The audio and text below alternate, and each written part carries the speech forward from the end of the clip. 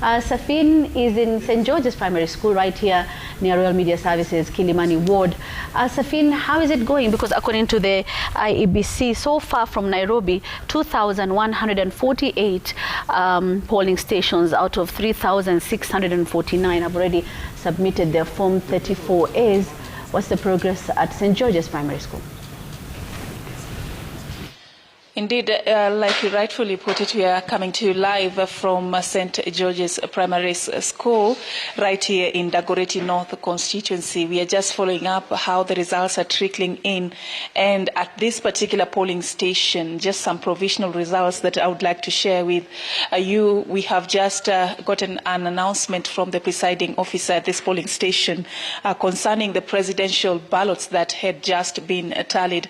And with what we have right now is that the Azimio la Umoja One Kenya Coalition Party presidential candidate Raila Odinga is having a total number of 267 votes, 276 votes, and of course the UDA presidential candidate William Ruto following very closely with 122 votes. George Wajakoya of the Roots Party having 3 votes, and David Mwaure of the Agano Party having 7 votes. These are just the results that have just been announced here by the presiding officer a few minutes ago as they concluded the tallying of the presidential votes. And of course, they're just about to start the second phase of this particular process to go to now looking into the other elective positions. But of course, what we know as per now is that the voter turnout seems to not have been quite good, because according to the information we have is that a total number of registered voters at this polling station was 700, but the total number of valid votes that were cast stood at 408. According to the information we got from the presiding officer is that there were no rejected ballots. Neither were there any disputed ballots. So this means that close to half of those who registered to vote at this polling station did not turn up. But of course, earlier when we were visiting other polling stations across the Nairobi County, some of the issues that stood out among the voters included the fact that some of them turned up to different polling stations and were sent away because they could not really verify whether they were supposed to be voting in that polling station. There was confusion in the identification by the KIMS kit. And of course, this just goes to show that a majority of Kenyans did not utilize the options that were given by the Independent Electoral and Boundaries Commission to confirm online where they're supposed to be voting before they go to the polling station. So this actually led to quite a number of delays by several hours or minutes. Some of them even were discouraged and went back home without going to the places they were referred to go and cast their vote. Of course, the other issue was some complained about being told that they have already voted, yet they claimed that they have not voted. We experienced this at Kawangware Primary School. One of the voters there complained about this, and of course also we had another incident similar to this at the Kilimani at the just one of the polling stations across the county. So we're just here, just trying to follow up what is happening. Here we are seeing the process going on smoothly.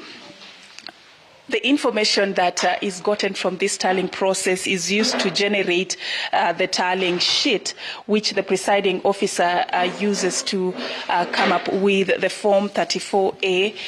The Form 34A is just a result declaration form, which he then stamps. And of course, he does this as it is being witnessed by agents of different candidates, and also present election observers who are also overseeing this whole process. And this Form 34A has to be signed and stamped to warrant its validity before it is officially sent to the National Tallying Center. So what you can see there is the second phase of this particular process, and this is the counting of the votes of the governor's position that is just about to start. They pour them on the table there, and they're going to be sorted just to check how many votes were cast in total. to sort out of them how many are considered valid votes and how many are considered rejected votes. So after this sorting process, they are going now to go ahead and start counting the number of valid votes for each candidate who is vying in the county. And of course, just to go to the next step of formulating the tallying sheet, and of course the next stage, of course, of coming up with the Form 34A. So just to take you through some of the issues that would warrant a rejected vote is a vote that either is traced. By stray, I say maybe it was meant for the governor's position, but the voter placed it in the wrong box. Perhaps, for instance, in this case, a governor's ballot paper is found in a senator's ballot box, so that is considered a rejected vote. Another incident also is in a scenario where the marking is placed in the wrong place, maybe outside the place that is provided for the voter to mark. That is also considered a rejected vote. So this is just some of the things that the clerks here are checking, just to confirm that the votes that will be counted as the valid votes actually meet the threshold by the Independent Electoral and Boundaries Commission. One thing that they're also looking out for is that the ballot paper has to have the security features that the IEBC considers just for the ballot paper to be considered a valid vote. Of course, some of the issues that the agency here are also concerned about is how long this process is taking, because so far it is around 10:43 p.m. and only the presidential ballot papers have been tallied. So we do not know how long this is going to take, because we have about 6 elective positions to be tallied, and this process has to go the same way it has gone in the presidential tallying. So we'll just be here to keep tabs on what is going on, and we will be updating you as soon as the numbers continue to come in. Plus, we are also planning to move to where now all the results from the different wards will be coming from.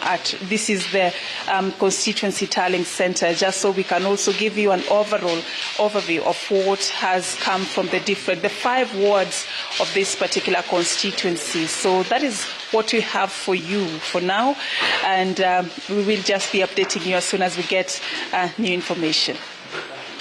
Thank you, Safin. At St. George's Primary School, one of the polling stations in Dagoretti North constituency, raising some interesting issues here, which I think Yvonne and our panel will discuss at some point. Out of the 700 registered voters, only 408 turned up to vote, and they've just finished counting the presidential ballots.